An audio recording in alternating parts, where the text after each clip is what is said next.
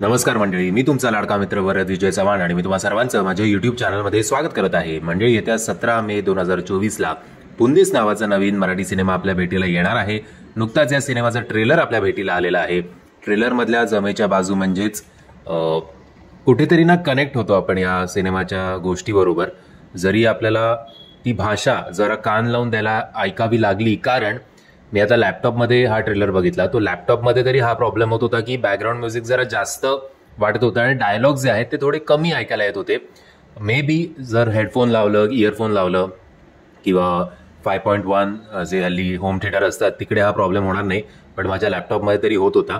त्यामुळे वाक्य समजायला जर मला तरी कठीण जात होतं, पण तरीसुद्धा काहीतरी चांगलं, काहीतरी वेगळं आपण बघतो याची जाणीव होत होती. यशराज डिंबळे यांचा मी रौंदळ हा सिनेमा बघितला होता. त्याच्यातलं त्यांचं कॅरेक्टर आणि याच्यातलं त्यांचं कॅरेक्टर मधला जमीन आसमानाचा फरक आहे. म्हणजे सुरुवातीला गावातलं एक भोळं भाबडं पोर, ज्याला नीट आय थिंक बोलता सुद्धा येत नाही, म्हणजे जरा उर्मट भाषेत बोलायला गेलं तर काय बावळट पोर आहे असं आपण म्हणू. पण हळूहळू आय थिंक जे काही गावात चालतं, त्याच्या फॅमिलीबरोबर चालतं, त्याच्या बापाबरोबर जे काही अन्याय होतो त्याच्या बापावर, कदाचित त्याच्या पत्नीवर सुद्धा, त्याच्यानंतर त्याचा जो चेंज ओव्हर आहे, म्हणजे राईट फ्रॉम त्याची बॉडी चांगली आहे हे आपण रौंदळमध्ये बघितलंच होतं. बट आय थिंक तो जरा मॅच्युअर्ड होतो, मीडियाशी इंटरॅक्ट करतो आणि व्यायाम करतो. तो in the end may be मारामारी सुद्धा असेल त्या गावगुंडाबरोबर किंवा गावातल्या मोठ्या राजकारणाबरोबर, पुढाऱ्याबरोबर, आणि ती या ट्रेलरमध्ये आपल्याला दाखवण्यात आली नाही.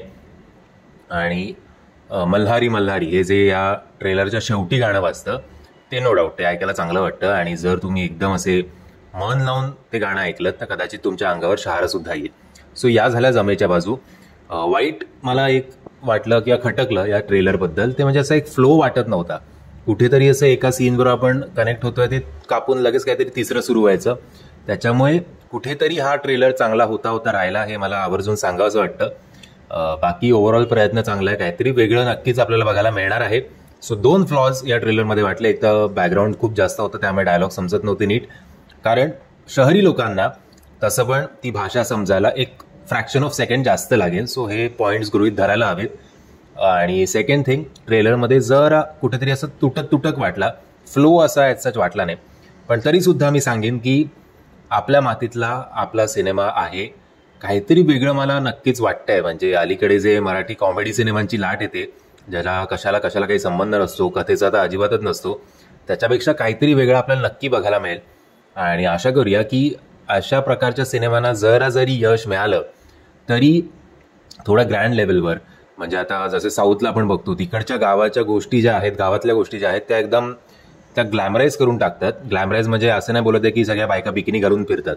ग्लॅमराईजचा अर्थ मोठ्या कॅनव्हसवर शूट करतात. तसे आपले सिनेमा सुद्धा मोठ्या कॅनव्हसवर शूट होतील, जेणेकरून फक्त त्या पट्ट्यामधल्या लोकांना नाही तर अख्ख्या महाराष्ट्रभर ते सिनेमे जास्त चालतील.